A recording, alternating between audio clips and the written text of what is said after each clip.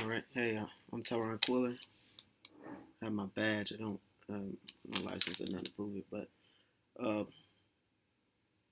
I did my response to the Tipping Point by Malcolm Gladwell, and the sources I found was uh, Broken Windows, written by James Q. Wilson and George L. Kelly. Also plan to use a research paper written by Sebastian Ostrup titled "The Person Behind the Broken Window," and also using an article from the Science magazine titled "The Spreading of Disorder."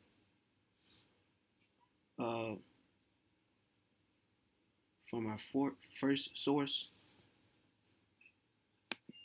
my main points in the source. Point A: this article discussed several experiments that were done to determine the effects of certain programs on the community and how they impact crime rates. In the first experiment, a program was implemented to make patrol officers walk through streets in order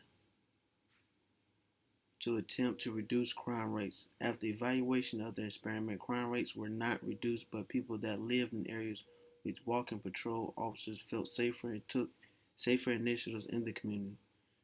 This article also discussed specifically the broken window theory. Basically, if there is a broken window in the community, an assumption is made that no one cares and the window will probably continue to be broken. This potentially causes a degradation in the community. This article details the influence of a police on community crime rates and citizens within the community. It concludes by discussing the importance of law enforcement and the need to realize the communal losses should be considered just as much as individual losses. It's important to keep communities intact without broken windows. All right, and my second source, which is the person behind the broken window article, my main points in that source are: the article take time to focus on the true meaning of the broken window theory. It states simply that when disorder presents itself in a specific environment, the more likely for people to behave in a disorderly fashion. It goes on to say that broken windows, graffiti on buildings, or littered streets leads to high crime rates and violence and potentially complete neglect of the community as a whole. This article presents research on the validity of the broken window theory. The study done was to evaluate the influence of the environment and surveillance on how one would conduct themselves in specific situations. It concludes to suggest that people may validate their decisions based on their surrounds, but overall, this can be dependent on the person's morals. And my third source, uh, which was The Spreading of Disorder by Kirza Keys, and my main points in this source was this article talks about a campaign based in New York, an attempt to decrease the city of disorder.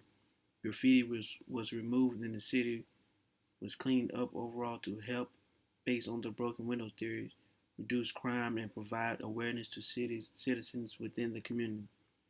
The article also briefly discussed quality of life among citizens that lived in clean, neatly maintained cities versus unkept cities.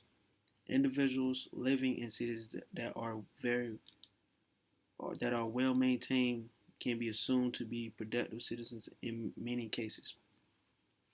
The visual aids in this article help to visually demonstrate the broken windows theory. There's a picture of bicycles parked against a wall, one with a graffiti on the wall and one without. One may realize the importance of upkeep throughout the community. And here's my visual aid. The top one is the one without the graffiti, and the bottom one is the one with the graffiti. And it's just a theory of the broken window about keeping the graffiti and the community clean is the first step of keeping the crime down.